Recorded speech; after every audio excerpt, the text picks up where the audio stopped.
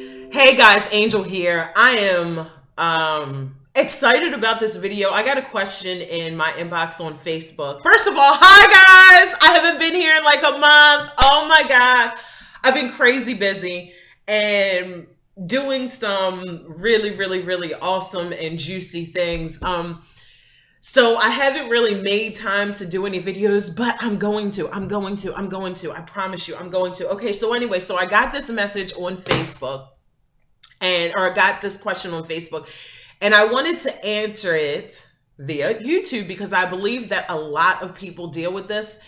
And I gotta say that this is probably one of my favorite topics to talk about because this happens so often and so much, and it drives a lot of people crazy, and it doesn't have to. Okay, so the question is, how do you Oh my goodness, I'm so sorry. Okay, so the question is, how do you deal with family members throwing up your past mistakes, especially in front of other people? Okay, now, the reason why I say this is one of my favorite topics to deal with is because I've dealt with this a lot because I was pretty ratchet back in the day, and a lot of my family and friends knew Angel from back when, and when Angel started to change, they didn't know how to change with me.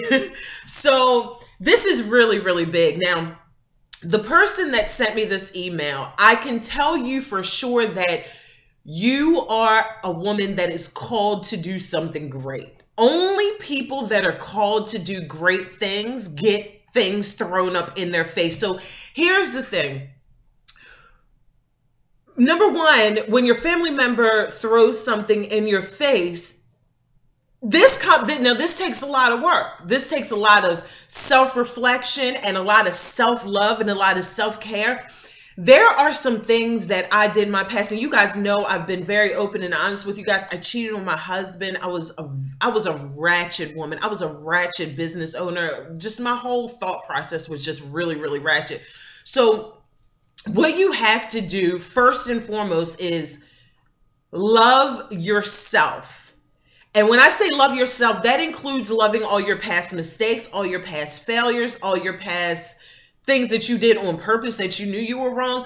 You have to love yourself enough to not regret the things that you did. So when your family member throws that up in your face, and now that you love yourself and you become this confident, uncommon woman, you can confidently turn to your family member and say, you're right. That was me. I did do that. And that will throw them off because they're expecting you to be defensive. They're expecting you to deny it. They're not expecting you to own up to it. They're expecting to beat you down with what they're throwing in your face. That's their whole motive. That is their whole point because they can't accept the fact that you're changing.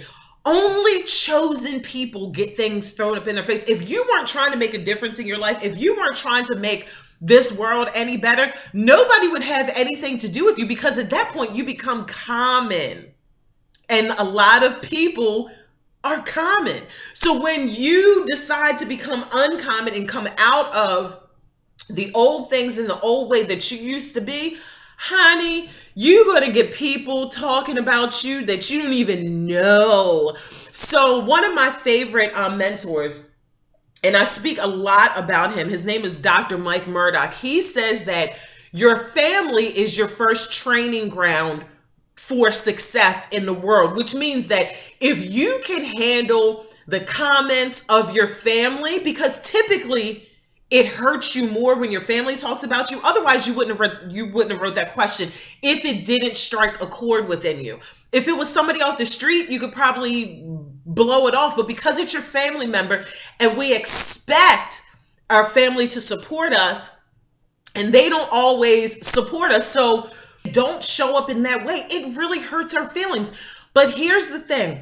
When you own up to the things that you used to do, the things that they're throwing in your face, the Bible says that we overcome by the word of our testimony. So don't deny it. Make peace with the fact that if it's true, if what they're saying is true, if it's not true, you might want to deal with it like, where'd you hear that from, or whatever the case may be, only simply because that's your family member. And if you decide that you want to continue to have a relationship with this person, if it's not true, you can ask them where they got the information from or what have you. But if it is true, honey, own up to it. They are not expecting you to own it. Do you know how many people don't own their stuff?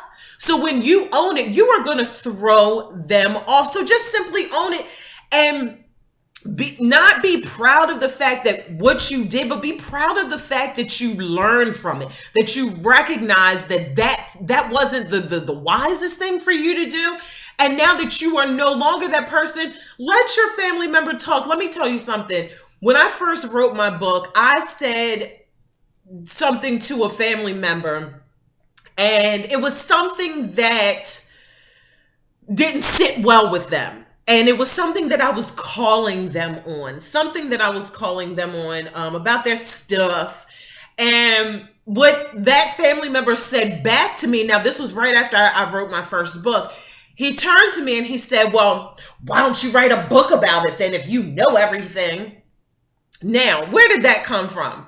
That came simply from his defensiveness in what I was saying to him. I hope you get that. So your family member that threw that in your face is not necessarily where they want to be in life. So their whole motive is to bring you down. So you then look better, or so then they look better than what you're looking. And here's another tip too. This will carry you through the rest of your freaking life. You have got to develop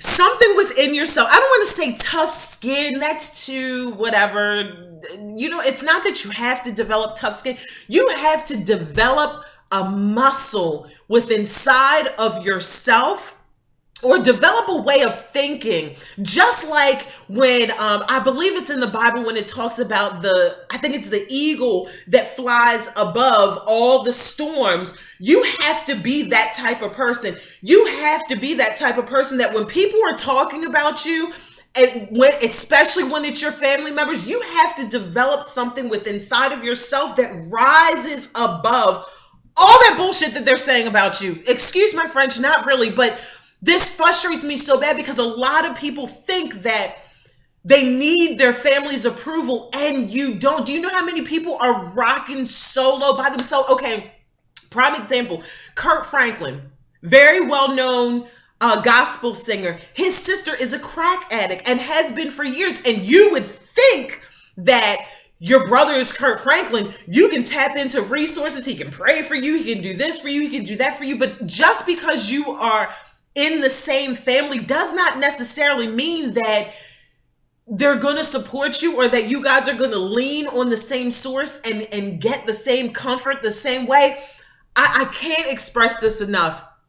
This is just like, oh my goodness, like, here we go. Bananas.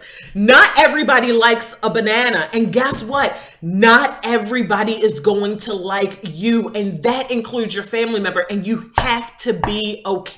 You got to be so okay with that eventually it's just, you're not even going to hear them. Like eventually their voice and their way, if you got to be around them, eventually you're going to be able to tone them out. There are some family members that I still see on a regular basis that when I'm around them, I'm just like, whatever, like we just came from the same mother, but that doesn't mean anything. That doesn't mean anything. If you and I can't get along, our personalities clash, and you always got some stuff to say from back in it, I don't care if we share the same DNA or not. You have to become that type of woman that a lot of people are not going to like you. You're not going to make a whole bunch of friends, and that includes your family members. You got to be that woman that just really don't give a Do you feel what I'm saying? You got to be that kind of woman. Whew. Okay, guys, I love you. I really hope that served you. Please let me know if, I don't know, just bump them, girl. Bump them. I'm telling you, bump them. Let them sit there and talk about you while you continue to shine, okay? Don't worry about them. I love you. I'll see you guys in the next video.